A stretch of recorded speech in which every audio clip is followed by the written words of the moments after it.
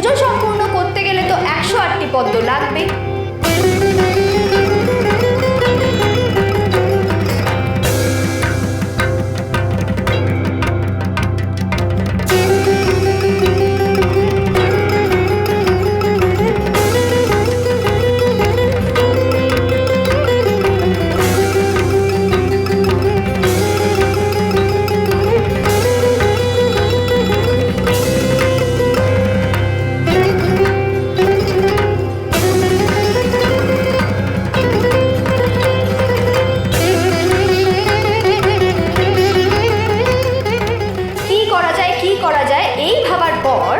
রামচন্দ্র তখন ঠিক করেন যে তিনি তার আখি পদ্ম দিয়ে পদ্মের যে শূন্য স্থান তা পূরণ করবেন।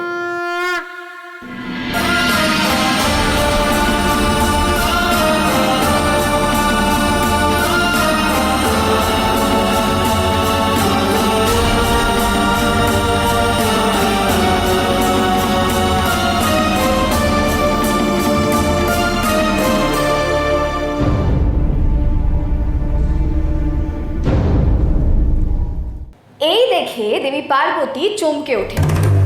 তিনি ভাবলেন, এ তো ভারী বিপদ, এমন ভক্ত আমার। তিনি প্রসন্ন হন শ্রীরামচন্দ্রের তার প্রতি এই পূজার নিষ্ঠা দেখে। তখন দেবী পার্বতী তাকে বিরত করেন আর তাকে বর দেন।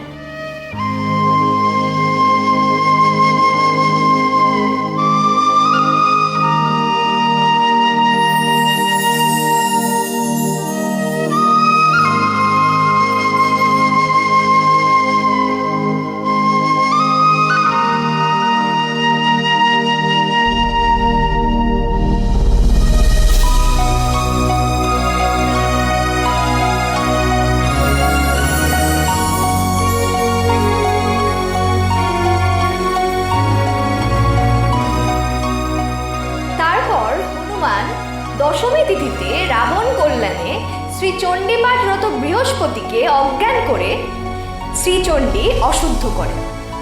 দেবী পার্বতী রাবণকে ত্যাগ করেন। রাবণ দেখেন দেবী কৈলাসে চলে যাচ্ছেন। রাবণের শত মিনতি সত্ত্বেও দেবী পার্বতী আর ফিরে তাকালেন না। তারপর শ্রীরামচন্দ্র রাবণ বধ করেন। আর তিনি অকাল বোধন করার পর থেকেই শুরু হয় শারদ উৎসব। শরৎকালে মা দুর্গার আরাধনা।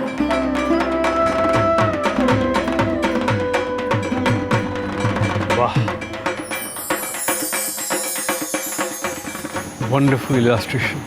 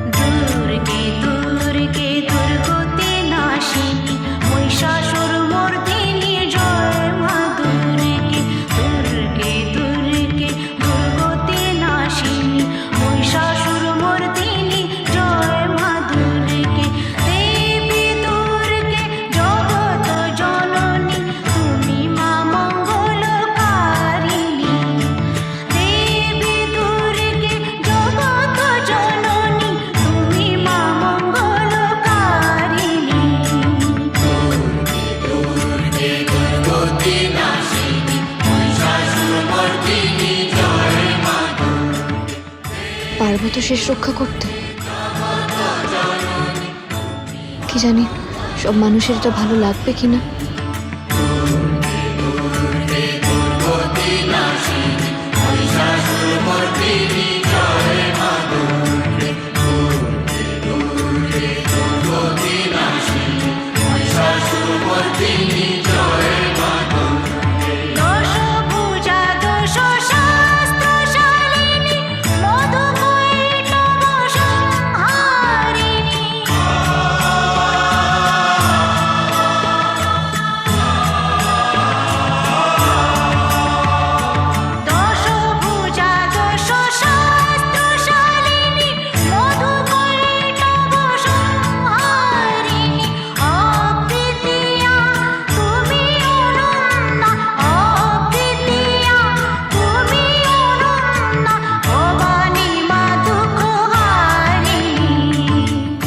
লাগছে বলুন তো ওদিকে? সবাই খুশি হয়েছে তো? কি মনে হচ্ছে?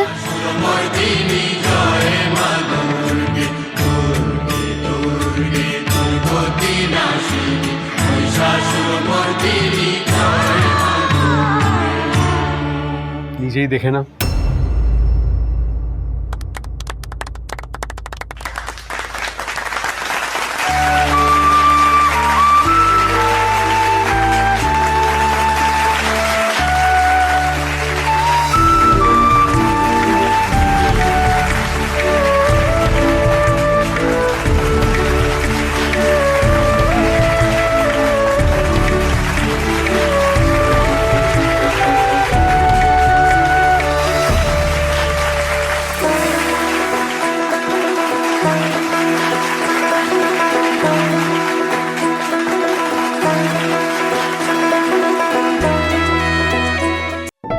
যাও, সবাই তোমায় খুঁজছে।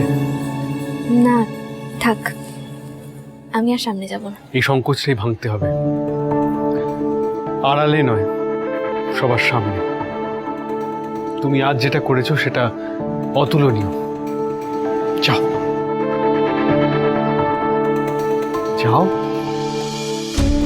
আপনি? এই জয় তোমার ঝিল্লি। তোমার সারপ্রাইজে আজকে শিমুলপুরা ছাতিনপুরাকে হারিয়ে দিয়েছে। আর আমি তো বলেইছিলাম আমি সবসময় তোমার পেছনেই থাকবো।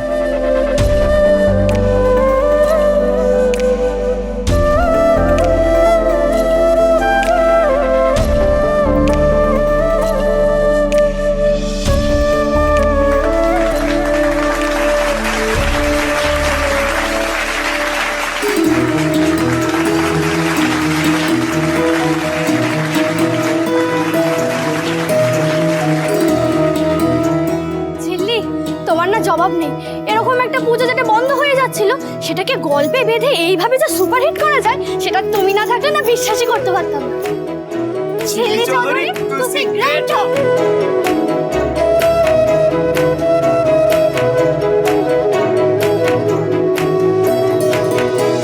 আপনি তো একটা দারুণ অভিনব উপায়ে অকল্পজন দেখালেন। তা আপনি এই আইডিয়াটা কি করে পেলেন? আসলে সবটাই আমাদের থেকে করতে হয়েছে। তার কারণ একদল দুষ্কৃতী, হ্যাঁ আমি দুষ্কৃতী বলবো, তার কারণ এই এত সুন্দর একটা জিনিসকে যারা নষ্ট করতে চায় তাদের কোনো সৎ উদ্দেশ্য তো থাকতে পারে না, আর তাদের মনও ভালো বলে আমার মনে হয় না। তাই তারা আমাদের এই পুজোটাকে পণ্ড করার চেষ্টা করেছিল, কিন্তু শেষ অবধি তারা সেটা করতে পারে।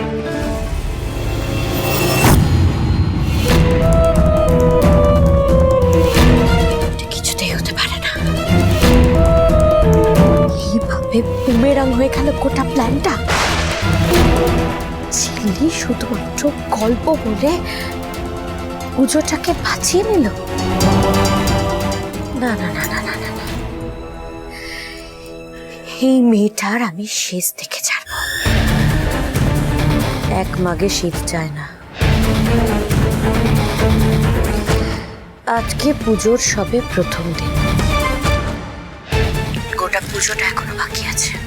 এই পুজোর মধ্যেই আমি ঝিল্লিকে উচিত জবাব দেব। তুমি দেখে নিও রানা, রাখছি।